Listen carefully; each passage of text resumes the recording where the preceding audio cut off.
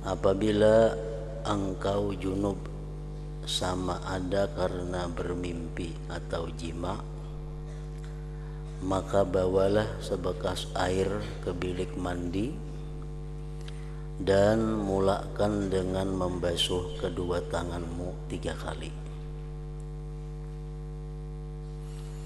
Dan tinggalkan segala kotoran daripada badanmu. Kemudian hendaklah engkau berwudu seperti wudu yang engkau buat untuk sembahyang, beserta dengan segala doa-doanya. Dan kemudian kan membasuh kedua kakimu supaya air tidak jadi sia-sia.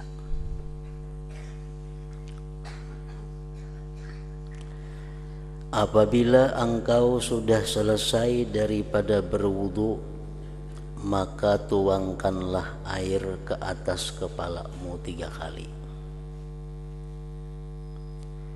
Dan engkau berniat mengangkatkan atau menghilangkan hadas junub.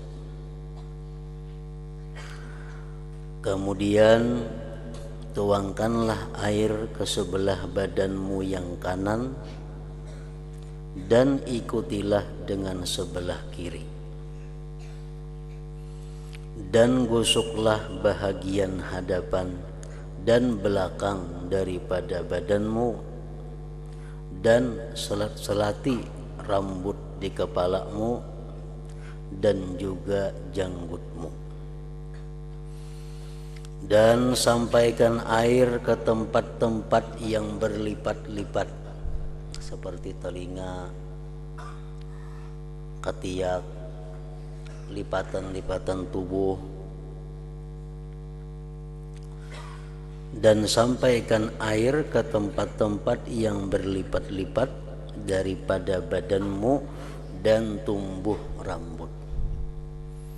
Jadi artinya kita disuruh dalam mandi merangkatkan hadas yang besar itu, disuruh kita memperhatikan kepada lipatan-lipatan yang ada di tubuh ini, karena dikhawatirkan ada anggota tubuh kita nang kada takana air mandi itu, sehingga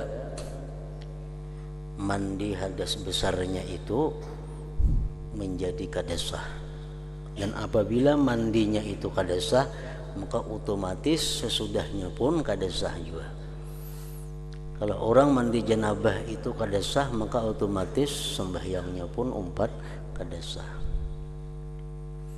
Membaca Qur'annya pun jadi kada berpahala, bahkan diharamkan karena masih dalam keadaan junub atau dalam keadaan belum suci daripada haid atau nifas.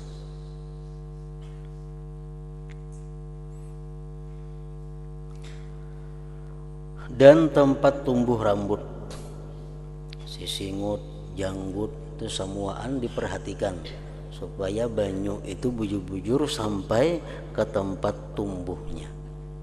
Nah, lain hal dengan berwudu. Kalau berwudu, orang-orang yang punya janggut tebal itu cukup di luarnya aja, kada wajib membasuh kulitnya. Nah, kalau orang mandi junub lain lagi, walaupun janggutnya macam apa tebalnya, tetapnya dituntut untuk menyampaikan air ke tempat tumbuhnya bulu-bulu janggut itu, baik yang tipis maupun yang tebal. Dan jangan sekali-kali engkau menyentuh kemaluanmu selepas berwudu tadi. Maka apabila tersentuh tanganmu akan dia, maka ulangi wudumu sekali lagi. Dan perkara-perkara yang wajib dalam mandi ini ialah satu niat. Niat yang bisa dipakai untuk umum, niat yang bisa dipakai untuk merangkatkan hadas besar janabah, niat yang bisa dipakai untuk merangkatkan haid, niat yang bisa dipakai untuk merangkatkan nifas. Sekali sebuting aja niatnya, umpamanya nawaitul ghusla listibahatis shalah, sahajaku mandi untuk membolehkan sembahyang. Nah, niat seperti itu boleh dipakai oleh orang nang junub, boleh dipakai oleh orang nang mandi suci daripada haid, boleh dipakai oleh orang nang mandi suci daripada nifas. Kalau orang misalnya junub, berniat dia sahajaku mandi merangkatkan junub nang kadesa. Kenapa? Karena hadas besar dia adalah junub. Orang nang mandi suci daripada haid, jarnya sahajaku mandi merangkatkan hadas besar, nah kada mau. Orang yang mandi daripada suci haid, sahajaku mandi merangkatkan janabah, nah itu kada mau. Jadi ada beberapa niat yang bisa dipakai untuk seluruhnya. Orang mandi junub boleh makai itu, orang mandi haid boleh, mandi nifas boleh. Antara lain nawaitul ghusla listibahatis shalah, sahajaku mandi untuk membolehkan sembahyang. Atau nawaitul ghuslal mafrud, sahajaku mandi fardu.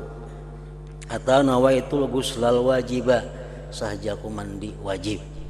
Nah, atau nawaitul ghusla liraf'il hadatsil akbar, sahajaku mandi untuk merangkatkan hadas besar. Itu mencakup sudah.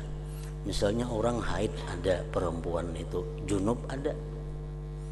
Kayak apa niatnya supaya masuk kedua-duanya? Nah, sahajaku mandi merangkatkan hadas besar, atau sahajaku mandi untuk membolehkan sembahyang, atau sahajaku mandi fardu, atau sahajaku mandi wajib.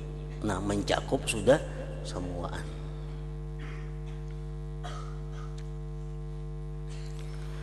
Yang kedua, menghilangkan najis jika ada.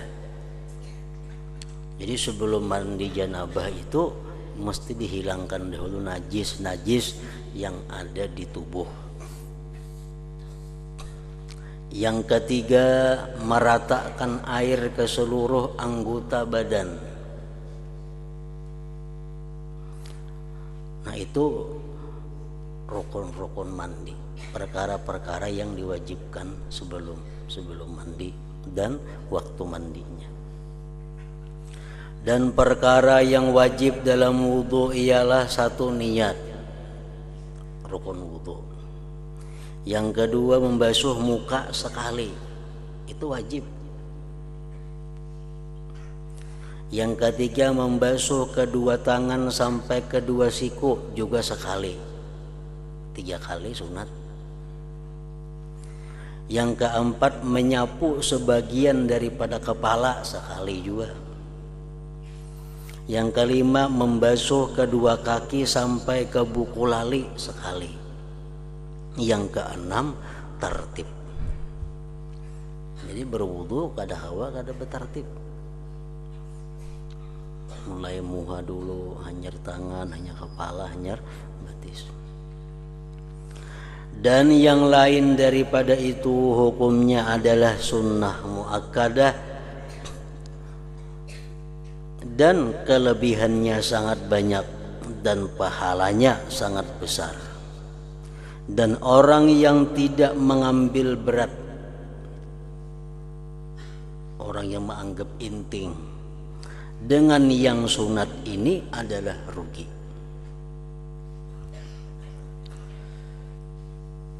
Bahkan boleh membawa yang wajib kepada bahaya.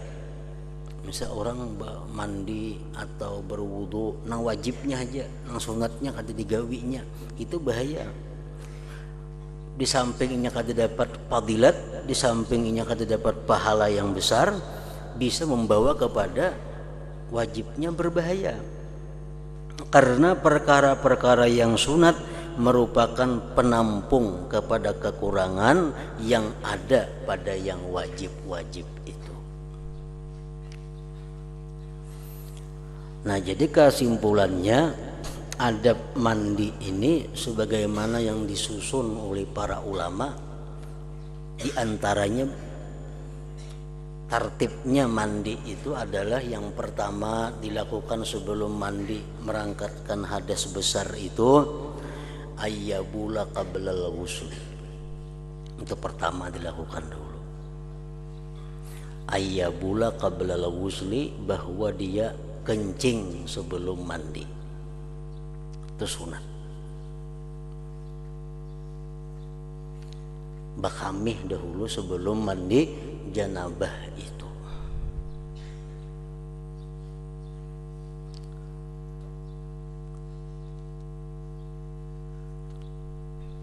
Karena apa? Karena kalau nyiinya kada bakamih langsung mandi janabah.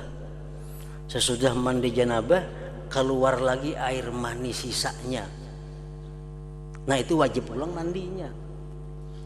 Jadi supaya jangan terbulik-bulik, mandi itu bakamih dahulu untuk membersihi kalau ada sisa-sisa air mani.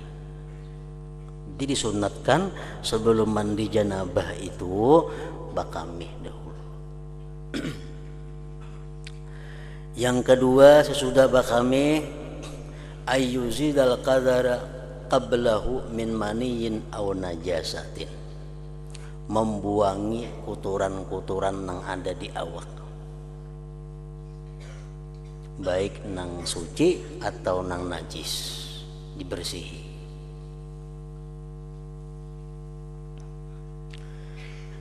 Yang ketiga ayyastaqbilal kiblat, sunat dia menghadap kiblat mandi itu.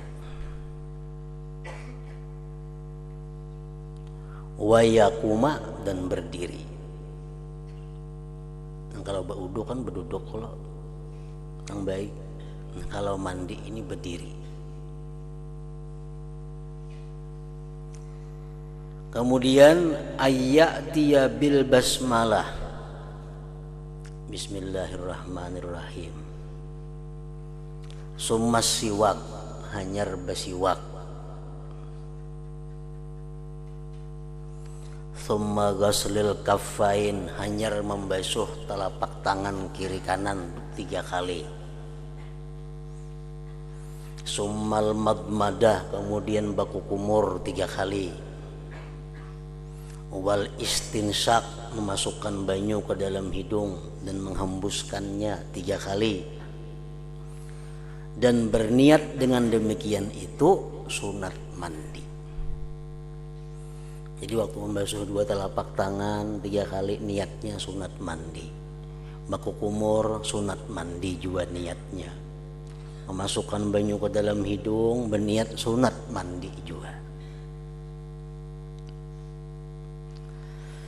Nah kemudian sudah tuntung summa ayyaghsila farjaihi wa ma hawalaihima biniyati rab'il janabah anhuma. Kemudian hanyar membasuh kubul dan duburnya dan yang di sekitar keduanya dengan niat merangkatkan janabah daripada keduanya atau merangkatkan hadas besar daripada keduanya. Tuntung dan baku kumur, tuntung masukkan banyu ke dalam hidung, hanyar basuh kemaluan kubul dan dubur dan sekitarnya.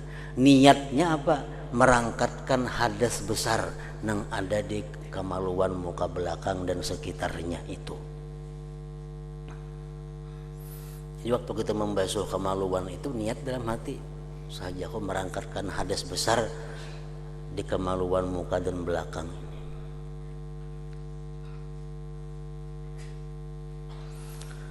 Nah kemudian urutannya hanyar berwudu.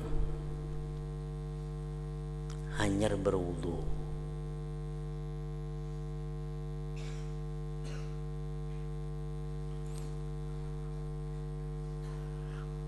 Nah, apa niatnya wudu itu? Kalau kita ada beisian hadas kecil, niat wudu. Nawaitu rab al hadatsil asghar. Sahja aku merangkatkan hadas kecil. kalau ada hadas kecil. Maka niatkan berwudu itu merangkatkan hadas kecil. Amunnya kada ada hadas kecil bang, tapi inya junub. Misalnya orang guring berduduk,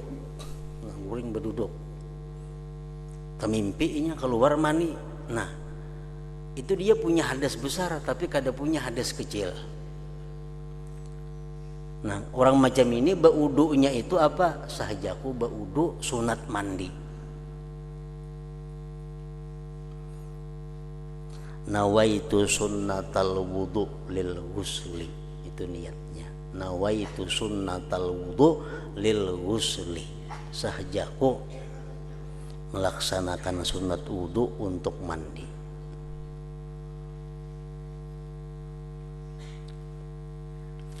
Nah, berwudu di sininya disunatkan juga sempurna. Maka ulangi lagi membaca bismillahirrahmanirrahim, ulangi pulang basiwak, ulangi membasuh dua telapak tangan, baku kumur, memasukkan banyu ke dalam hidung 3 kali. Jadi wudunya wudu sempurna.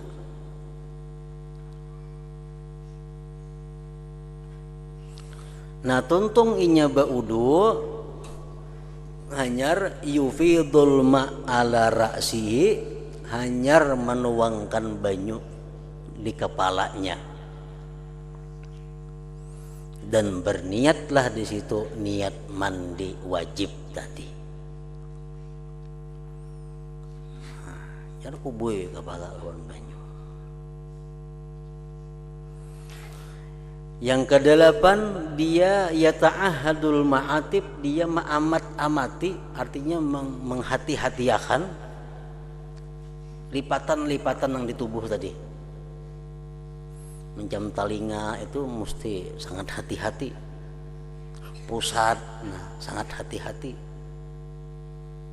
Lipatan-lipatan yang ada di ini, lutut, di ari-ari, nah itu mesti diperhatikan. Karena ingat kita hadis Rasulullah SAW yang mana beliau diperlihatkan Allah pada waktu Isra dan Mi'raj. Beliau diperlihatkan Allah seorang perempuan.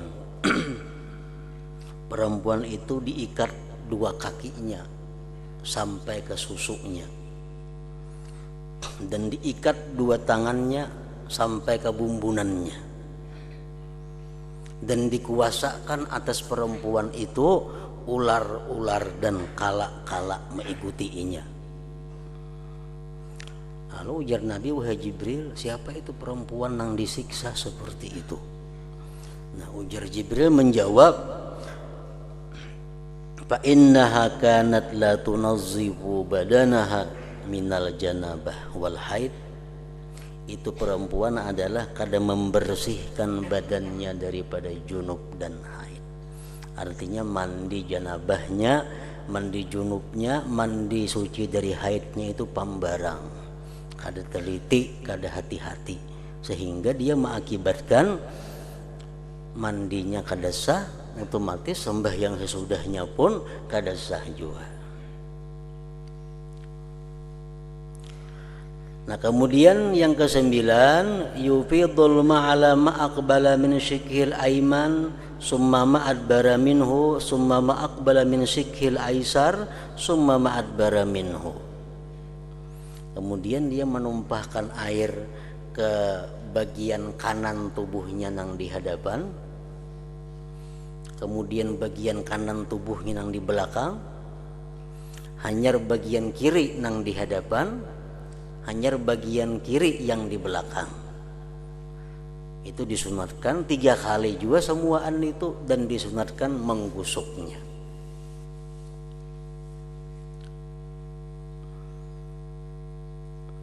Nah, selesai itu hanyar ayyatiya biddu'a ka du'ail wudu, hanyar dia mendatangkan dengan doa seperti doa wudu itu. Asyhadu an la ilaha illallah wa asyhadu anna Muhammadar Rasulullah wa maj'alni minat tawabin wa ja'alni minal mutatahhirin, itu sekurang-kurangnya.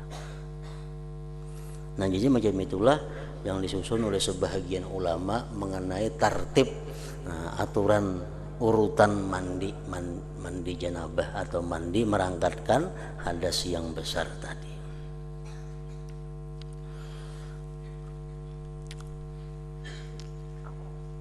Dan kita waktu mandi hadas besar itu mesti disuruh kita untuk menjaga jangan sampai wudhu itu batal. Makanya tadi bedahulu membasuh kemaluan muka belakang itu bedahulu niat merangkatkan hadas besar yang ada di kemaluan muka dan belakang. Bedahulu itu sebelum daripada wudhu.